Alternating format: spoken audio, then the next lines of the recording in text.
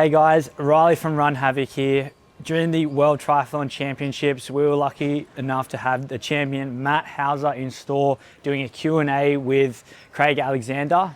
We talked about nutrition, race nutrition, training leading up to the race, and how he deals with all the pressure of competing in a World Triathlon Championship. A huge thank you to Morton for allowing this to happen, and enjoy the video. Like, how are you feeling for the race on Sunday?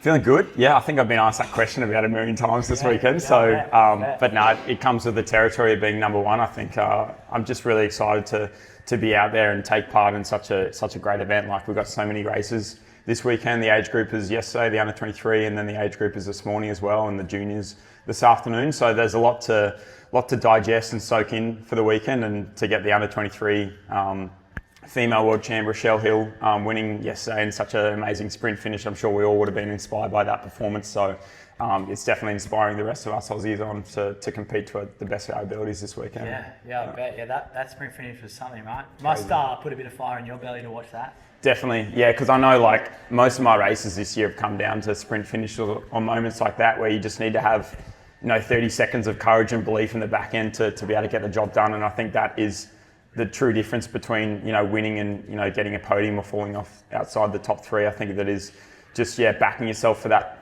last 30-second push and sprint, and finding that extra gear that you may not think you might have had, but in the moment and in the crowd and in the competitive juices flowing, I think it brings it out of you. Yeah, must make it a bit easier on home soil as well to tap into that second gear, I suppose. For sure, yeah. Home soil is amazing. Like, the crowds have been awesome this weekend so far, and it'll only grow throughout the weekend as well. And I've got so many friends and family driving and flying down from the Gold Coast and Hervey Bay to come and support and watch me and cheer on the rest of the Aussies. So no, it'll be amazing atmosphere. I've experienced what a home crowd feels like. I've been on the Gold Coast at the Com Games in 2018, and I know how that feels and how that home crowd really pushes and supports me and the rest of the athletes. So really looking forward to it. Awesome. Why don't you tell us a bit about your year and sort of how it's been and how's training and races been going and all that? Yeah, for sure. I started the year as a 70.3 athlete, but I didn't quite finish the race. My bike broke in the Geelong 70.3 race in March this year, and got about 2k into the bike and had to pull off to the side of the course, and which was not the great start. But I think the longer distance training kind of did set up my year quite well, doing that kind of base training, the longer phase stuff, in the lead up to the World Series racing. And I've been lucky enough to get a few podiums and a few wins along the way. 3 wins and 2 second places and a top 10 as well in the World Series. So puts me in good stead for Sunday. But yeah, it's been a pleasure, just like traveling the world and living life as an athlete. It's been an amazing journey so far, and hopefully it can continue. But this year's basically, although the World Champs is a major focus point for me and my team, it's the start of a 4-year cycle ahead of LA 2028, and I think that's where our head's at. We experimented with a few things. We went up to altitude this year. We did a training block in Andorra, which was really great to see the form kind of progress from there, and got some good power records on Strava and Training Peaks after that, which is nice. But came after a lot of hard work and getting to work with the boys on the Gold Coast and the training squad we've got there. So it was good. Of talk about 2032 as well out there this morning. Bit of talk. I'll be 34 then, so young generation guys. I might be racing you in 2032, mate. But we'll see. We'll see how the body holds up. To be honest, there's been a lot of great athletes push their careers out to the mid to late 30s, and Crowie being one of them out the back there. So although he went a little bit slower for a little bit longer in his racing career, but for me, I think it's a really big motivator to be in contention for 2032, and to have that the allure of the home Olympics would be absolutely amazing. I know what Sydney 2000 did for us as a sporting nation, so I really believe that Brisbane will be a great addition to that as well. Yeah, cool. I think that's a good segue. I'd like to introduce our actual host now, Craig Alexander.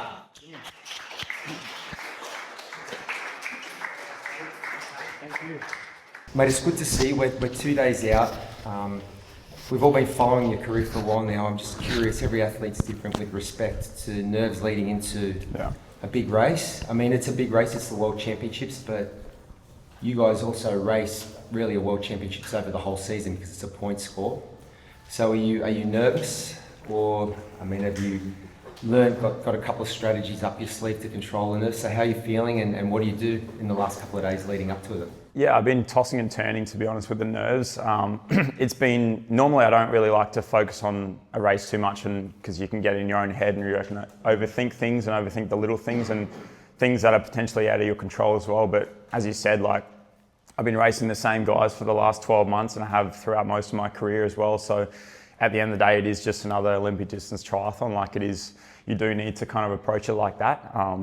It is, special elements like the home crowd and the support that do make it what a special World Champs it will be. And I think I'm just trying to own, the top spot at the moment and try and, live in that space of pressure. And but it's funny, I keep tossing and turning. I went on a training ride just on Wednesday morning on the Gold Coast, and I was doing some race-specific efforts, and I've just felt my heart rate just tick up a little bit because I was imagining myself in the race and racing those other guys and pushing for the win. So it's hard not to put that pressure on yourself and not to have those nerves. But at the end of the day, nerves are what makes you want it more. If you're getting nerves, you want to do well. You're nervous about how things are going to go. You want to do well. So I think it's nerves are a good thing at the end of the day, as long as you're not vomiting your guts up and shitting yourself before the race. Not doing the race before the race. Yeah, exactly. Yeah. So, mate, I'm interested in your history. What age did you start in tries, and how did you start? So I started around 12, 13. I think it was in Harvey Bay. We had a great community there in Harvey Bay, and a great triathlon community there at the Harvey Bay Triathlon Club, and grassroots racing every month pretty much. And I got into the sport doing aquathons through the state championships through the school sport area, and kind of just loved it, to be honest. I had a bit of a passion for AFL football, Aussie rules, and then cricket, and did some other things, and knew I had a bit of a talent for cross country and athletics. So I did quite well at state titles and nationals and those events, but it was triathlon that kind of won me over, to be honest. I think I just loved the variety of it, being able to get on the roads and ride my bike and get in the ocean and swim in the bay, and running was my passion, and it still really is my passion. But the other two complement my running really well, and I truly believe that swimming and biking does make you a better runner. As long as you're not putting too much muscle on like James Magnussen, you're benefiting yourself pretty well aerobically in the other two sports that do correlate to running. So it is good. Mate, I reckon you would have made a pretty handy running midfielder in AFL with your height and your fitness. I don't know about that. I got a concussion pretty early on in my footy career, so yeah. Although I've had a few crashes in triathlon as well, so I don't know if triathlon would have suited, if footy would have suited me too well, being a bit of a skinnier bloke. Now I know Triathlon Australia have just recently brought on Daniel Unger as one of the coaches, and he famously won a home World Championship in 2007 in Hamburg. I think there was 200 or 250,000 people lining the course. Hopefully we can get that many down here on Sunday. Great, yeah. Have you chatted to him about what that was like, racing in front of the home crowd, the expectation? I haven't actually. I haven't. He's only been in the job for a month or so. But it's great to have the likes of him and also Non-Stanford, another world champion, in our mixed and in Oz Triathlon, and it's great to kind of lean on those guys for the knowledge and expertise, and they've been there, done that, and having Daniel as a part of the team is super special. I have gotten a chance to talk to Emma Moffat about her victory in 2009 in the Gold Coast there, home world champs, our last home world champion for Australia. So, and then obviously backed it up again the next year in 2010, winning the following year in the World Champs. So she was definitely one to step up when the pressure was on and the moment was counting. So I'll definitely be taking on that kind of that aura going into this weekend. Yeah. Okay, I've got a couple of other questions. Two of your big rivals the last few years, Hayden Wilde and Alex Yee, have gone off and done different things, which has been fun to watch. So it's, I guess, a 4-year turnaround or 3 years now until LA. Yeah. Do you have any thoughts or any motivation to do something like run a marathon like Alex? I mean, we saw him run, was it a 2:12 he ran or a 2:40? 2:11. I mean, that's amazing running. And Hayden's gone off and done other things. Yeah. Do you have any desire to do that, or are you just going to stick purely to focusing on LA the next 3 years? Look, don't see a 211 in my future, to be honest. I think being 79 kilos and change, I think that kind of doesn't help my case as opposed to Alex Yee. But those performances and those guys really do inspire me to be better each and every day. In a while, I may not be running a marathon. I do see myself doing a few different things. Like I'd love to do like a 10K road race on the run. I'd love to do a few more half Ironmans and try and finish them this time, which would be great. But yeah, just things to complement my Olympic distance racing, I think. I've taken a lot of confidence over the last few years in my triathlon career and my short course career, and I really want to ride that wave. And we saw those guys coming back into the fold this year that you can't really take your foot off the gas, otherwise you get left behind. So for me, I think I'll still keep trying to refine my craft in the sprint distance and Olympic distance races, and try and see if we can knock those guys off the podium come 2028. That'd be nice. It's interesting. The sport it evolves the whole time, and you can be at the top of the game, but if you do step out, we see it time and again, the sport can leave you behind. Definitely. Yeah, I mean, it's shown this year, sport's always evolving. Like triathlon is still, quite a young sport in terms of the timeline of things. So we're seeing, the strongest swimmers are now stronger bikers, are now running, sub 30s consistently off the bike for 10K. So it's constantly evolving. If you're not willing to evolve and change with the times, I think, you'll get left behind, as you said. And that's something that I definitely found out in Tokyo in 2021 with the Olympic Games and my first Olympics. And I felt like I was getting a bit left behind in the sport. I think, the 18 months solitude in Australia, not being able to get out of the country and race and do all those things, be competitive on the world stage, really did affect us Aussies. And my mission from then on has been to try and catch up to the rest of the world, and thankfully we're doing all right at the moment. All right, let's talk some training then. I know Dan, you coached. How long have you guys worked together?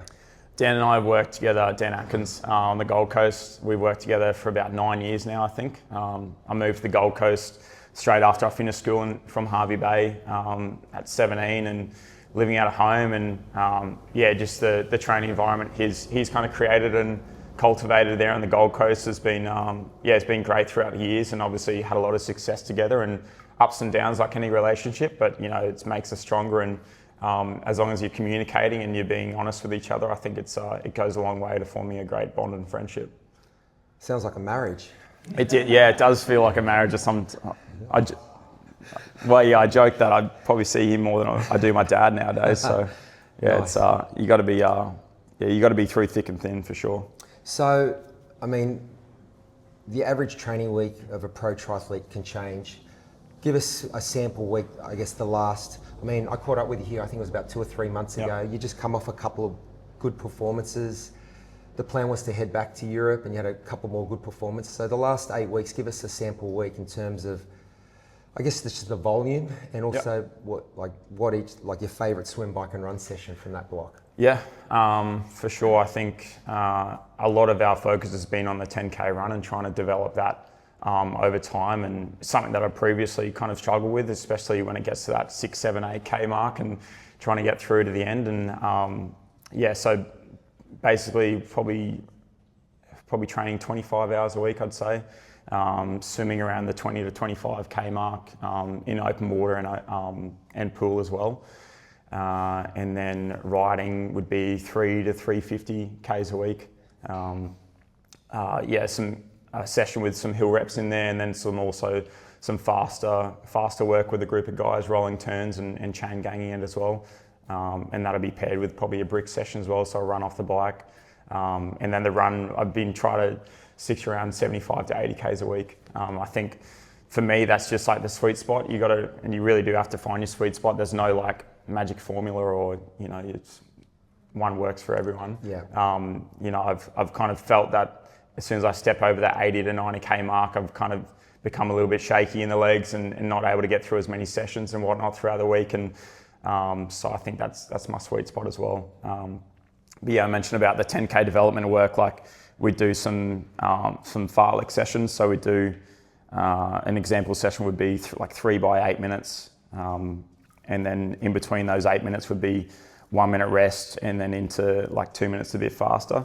So you're probably looking at about 30 to 35 minutes of work in total, but around that 10K mark, and just really developing speed under fatigue as well, and trying to switch that body into the change of pace as well that's needed with the, so many quick guys out there at the moment in triathlon, and running 10Ks, under 30, almost under 29 at some stage as well off the bike. So you really need to be able to kick it into gear when you need to. So we find that like the fartlek type of change of speeds, really does work under fatigue. Making sure the body's ready to kick it up a gear when you need to. Nice. So did you watch the under 23 races yesterday? Yeah. And I know you guys have done a bit of course recon. It was interesting. I mean, the men's race, Conway was in a class of his own. Definitely. He was amazing. Anyone who saw the under 23s, that was a special performance. For the women, I mean, we got up Rochelle Hill, and she won it in the last 400, really. Yeah. I mean, to your point about being able to run a good 10K, I think in that race we saw people who looked like they were going to win at 4K, and then another girl at 6K looked like she was going to win, and then the Italian looked like she could win. Yeah. But it was, I mean, it's quite a challenging course, right? So it's going to be important to, I guess, ration your energy and burn your matches when you need to. Definitely, yeah, challenging course, but I mean, as you mentioned, Ollie Conway didn't make it look too challenging. No, he didn't. He ran, I think, 29:35, which was pretty impressive for a 20-year-old. I don't think we'd be able to run too much quicker on Sunday, to be honest, hopefully, but we'll see how that turns out. But yeah, it's a challenging course. We ran around the headland today, back up that hill. It's quite punchy, and you're quite exposed in the wind as well there, and you do get a bit of a chance to pick up a bit of speed in a light downhill back into the finish, which is good. But yeah, there's a lot of challenging elements as well as also coming off a hard bike. It's going to be hard on the legs, but as we saw with Rochelle, you just got to try and stick in there, and no matter if gaps open up, you got to believe that you're always in it. And with so many different variables in the run, there are so many different ways to attack the race. And we saw a few tactical errors by the girls, but that just comes with experience. Like the under 23 athletes, they'll refine their craft and get better at that. But ultimately the Aussie paced herself the best, which we're obviously pretty happy about. So earlier this year, I saw you ran a 13:36. Was that in Italy? Which race was that? Yeah, that was in France. Yeah. Is that your best 5K time off the bike? Yeah, I'd say so. Yeah, 13:36. So. And what's your best flat 5K? Probably slower than that, to be honest. It's funny. I haven't had a chance to run too many like fresh 5K runs hard to fit them in around the season. Yeah, of course. But I think I've done like a flat 14 before in training. 13:36. That's probably the quickest. I think the course is measured at 4.97 for the naysayers out there. So it was pretty much bang on. I could confidently say that. It was measured with a Trundle wheel. So yeah. I think we'll give him a pass for that. Mate, it's a 13:36. We'll ratify that for you. Yeah, so thanks, mate. What's your favourite race on the circuit? It'd probably have to be Hamburg. I think, Hamburg, where Dan Unger won in 2007. I think, as you mentioned, the crowds there are quite electric, and just being in the city centre and being able to race on, the traditional old cobbled streets in Old Town of Europe there, and swimming under the tunnel and bridge and experiencing the crowd as you come out into the light, and it's definitely pretty special. I've been lucky enough to have a few good races there, and it is always most of the time paired with a mixed team relay as well, so that adds to the spectacle that the weekend is. And lucky enough we were fortunate to get the dub there this year as for Team Oz. So coming in as underdogs, we were probably aiming for a top 5, and we got the job done. So it was pretty special. So I'd say Hamburg for sure. It feels like we're getting some good momentum in Aussie Tri now. I mean, we had the mixed team relay victory. I think the last time we won that was at 2017. Yeah, and that's the only other time we've won it, right? Yeah. And you've been racing well, and we had Rochelle yesterday. It feels like things are building nicely for us leading into 2028. For sure. Is that a fair comment? Yeah, for sure. And I think that's come with a lot of change. I think there's been a bit of a restructure at the top, and it's come with some good leadership. Sean Stevens, who is in a class of his own when it comes to his resume. He's worked with Team Sky for 7-8 years, and obviously produced a lot of success there, and was heading up the QIS for a while there as well. So he's brought in a lot of talent in the administration and coaching standpoint to Oz Tri, and I think that belief is growing for sure. I think we're setting ourselves some lofty targets heading into 2028 and 2032, and that's something I want to definitely help cultivate the success moving forward, and try and inspire the next generation to go out there and start their own triathlon journey, and produce some great success for Oz Triathlon and Australia in general. So it is changing. I think we've seen a bit of a lull, a bit of a valley in some patches in form for Oz Triathlon over the last decade or so. But it's nice to have the nice to be coming on the up now, and having some good performances. Well, mate, I'm so old. I was on an Aussie team camp when Sean, fresh out of university, came, and he was like the work experience boy. But now 30 years on, he's it's fair to say he's one of the best endurance coaches, certainly one of the best triathlon coaches in the world. Yeah. So we're here because of Morton, so let's talk some nutrition. What does an average meal look like for the number one ranked triathlete in the world? What do you chow down on usually? 3 meals a day, breakfast? 3 meals a day, breakfast. I think maybe some homemade granola, some yogurt, banana, some fruit. That'd be like pre-ride with a coffee as well. Maybe a juice, and then come back from the ride. Maybe some leftovers from the night before, some pasta, tuna and rice is always nice and easy to get stuck into. Just a really quick fix. And then snacking throughout the day, making sure you're always topping up things. Chalky milk never goes astray as well. I think smacking that. I take too many trips to the servo, to be honest. I should be a bit more prepared with my nutrition in terms of the protein side of things, but too many Ned's chocolate milks and whatnot going through the body. But it's all good. It's all good protein. It's all good fuel in and around training, and I think you're not just fueling for the session. You're fueling for the days after and the days preceding that. So. And then for dinner, it's just a normal diet. I don't know, I don't really think about it too much, to be honest, because you're losing so many calories throughout the day. You just need to keep topping up and fueling up. So just eat what you want.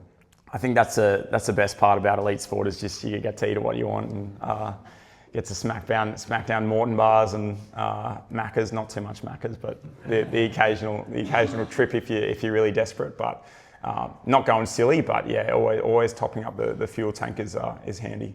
Mate, there's nothing wrong with chocolate milk. I was actually sponsored by chocolate milk for 10 years. I remember that. Yeah, I used to drink that much of this. That was the original recovery drink. Yeah. Before everything turned into a $40 protein smoothie. But so, like you mentioned, supplementing and snacking. Like, do you carry gels on rides, or like do you have any sort of plan, or do you just eat to hunger, or do you sort of have an idea of how many calories you need to replenish? What's the plan there? Definitely not eat to hunger. Like you need to almost be force feeding yourself, to be honest. Like you need to keep those carbohydrate stores up, especially when you're at those higher training zones. There's a little bit of practice around the fat burning zones and staying in zone 2 and whatnot. But I think for me, just getting as many carbs in as possible around those harder days, and make sure you load up on the protein after as well. I do carry gels. I carry the solid Morton bars with me everywhere. I go through a few packets of 320 a day. It's just an easy way to get carbohydrates in. And that was my fueling strategy for 70.3 as well. That was a few 320 mixes for Morton, getting 80 grams of carbohydrates in a sachet. So it's an easy way to get in with the fluid as well. And it's not not having to chew anything really too much. It's a good way to get the carbohydrates in. So yeah. I feel that's one of the big. I mean, there's been a lot of changes. Shoe technology is one thing, bikes, but nutrition. It was unheard of to get that many grams of carbs per hour, even 5 or 7 years ago. I mean, it'd just sit in your stomach like a brick. I feel a lot of the best nutrition brands now that you eat it and it just absorbs, it gets in where it's needed pretty quickly. Yeah. And even if you're not using it, like you're storing it for later in the muscle. So that's what carbohydrate loading is before races. You're storing it in the muscle in the glucose into the muscle to use for later and to call upon. So you're not using muscle for fuel. So I think just getting it in as much as possible. It's crazy to hear the stories of 10, 20, 30 years ago of just just raw dogging it on rides and not eating for like 4 or 5 hours. Like that's the type of stuff that like the cyclists were doing, and just burning fat and then like smashing a massive meal afterwards, but not fueling during or before. It's it's kind of crazy to look back now, but obviously as the sport progresses, so does the science and everything of that comes along with it. So I'm definitely glad to be in the era that we get to eat a lot more. Do you when you like race in somewhere like Tokyo, or you do sweat testing for a specific environment? Is that how it works? Yeah, a little bit. We do a little bit of sweat testing, sweat loss with our dietitian at the QIS there, and we're just doing it the other day on the track. For a track session, we're doing like pre and post weigh-ins, sweat loss and water bottle and hydration fluid testing. So we do a little bit around that. I think it's kind of I don't know, if it's hot, drink more. Yeah. If it's not as hot, still drink, but it's probably not as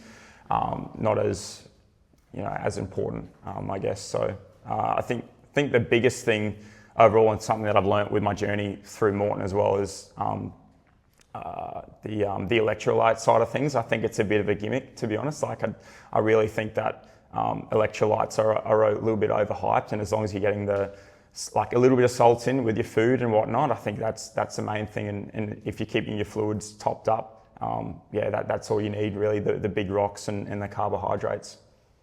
Yeah, even with all the science, common sense never goes astray, does it? Yeah. So, mate, you got a big race coming up. We won't keep you too long. One more question. What's one thing that people might not know about the life of a pro triathlete? It's not as glamorous as it looks. I mean, give us some insights. What's something about living on the road or was there nothing about the life that surprised you? It's not just a big holiday when we're going to all these European countries and races and stuff like that. Like, sounds awful. I think Hamburg, Tokyo. Yeah, it is an honour and a privilege to be able to travel the world with my sport and whatnot. I think it's something that my partner Georgia realised, being on the road with me for a few years, that she thought it was just a big holiday and we would get to go into all these places and be tourists and whatnot. But I was spending, 4 or 5 hours a day sitting in my hotel room, just feet up, recovering, and in between racing and training and stuff like that. So watching Netflix. And then she was just like, "Oh, I'm just going to piss off and do my own tourism stuff because you're flat out recovering and doing nothing." So it is cool, and we do get a chance to see the world and see different parts. But it is a job and a lifestyle, and it's a privilege to be where we are and competing against the best in the world. So I never take that for granted. That's for sure. It is a job, first and foremost, though. And sure. A passion, but a job. Definitely. Has anyone got any questions for Matt? Raced at 5 p.m. Matt, do you do anything different to like your normal pre-race? That's a good question. Nutrition or day in general, being an afternoon race, late afternoon race? Yeah, good question. I think being at 5 p.m.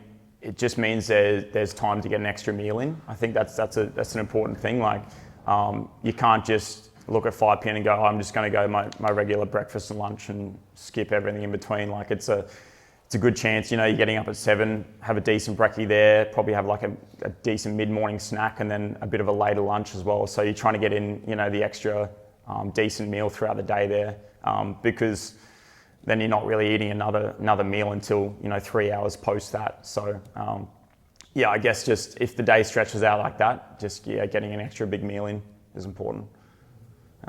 And what does your day sort of look like? Do you like to swim or ride or anything in the morning? Yeah, I'll wake up and do a shakeout jog. That's just what I normally do. That's routine. 15, 20 minutes, just easy.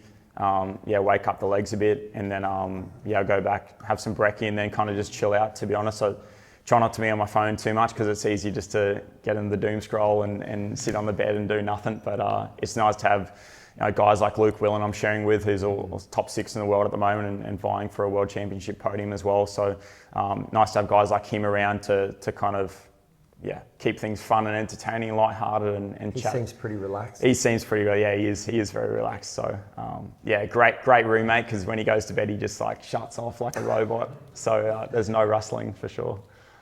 What time will you start your warm-up pre-race? If like if we work backwards, gun goes off at 5. Yeah. What time do you guys have to get down there, and what time do you start your warm up? So we normally get down there around hour and a half before. That's normally when things will open up, like the check-in process, the transition open and whatnot. So 90 minutes before.